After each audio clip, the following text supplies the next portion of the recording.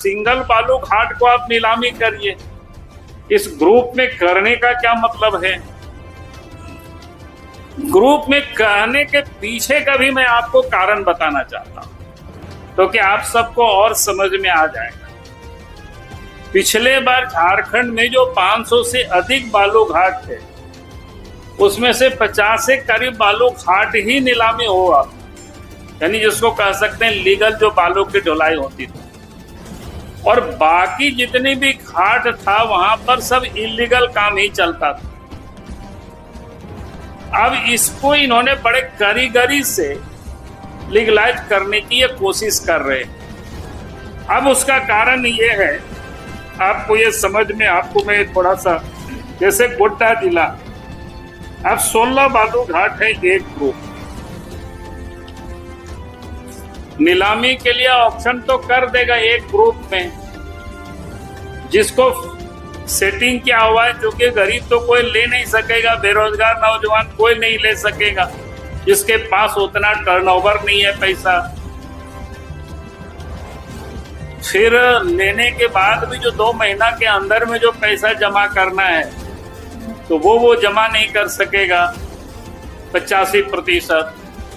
तो मैं ये कह रहा था, तब क्या होने वाला है, ये 16 बालू घाट की मैं ये बता रहा था। जो इंटरेस्टिंग इसमें से खेल है, वो खेल क्या है कि पर्यावरण क्लियरेंस होता है, फॉरेस्ट क्लियरेंस होता है।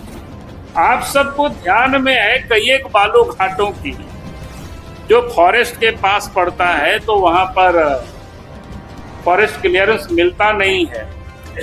तो 16 में से अगर एक भी उनको क्लियरेंस मिल गया, 16 बालू घाट को के घाटों से बालू को उठा करके उसी पर वो बेच देंगे बड़ी आराम से। यानी इसकी इन लोगों ने एक सिंगल बालू घाट को आप नीलामी करिए। इस ग्रुप में करने का क्या मतलब है? ग्रुप में कहने के पीछे का भी मैं आपको कारण बताना चाहता हूं, तो कि आप सबको और समझ में आ जाएगा।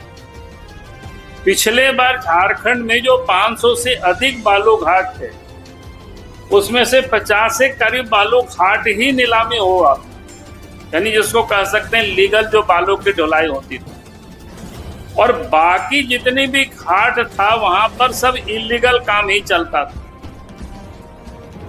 अब इसको इन्होंने बड़े कारीगरी से लीगलाइज करने की ये कोशिश कर रहे हैं। अब उसका कारण ये है, आपको ये समझ में, आपको मैं थोड़ा सा, जैसे गोड्डा जिला, अब 16 बालू घाट है एक ग्रुप,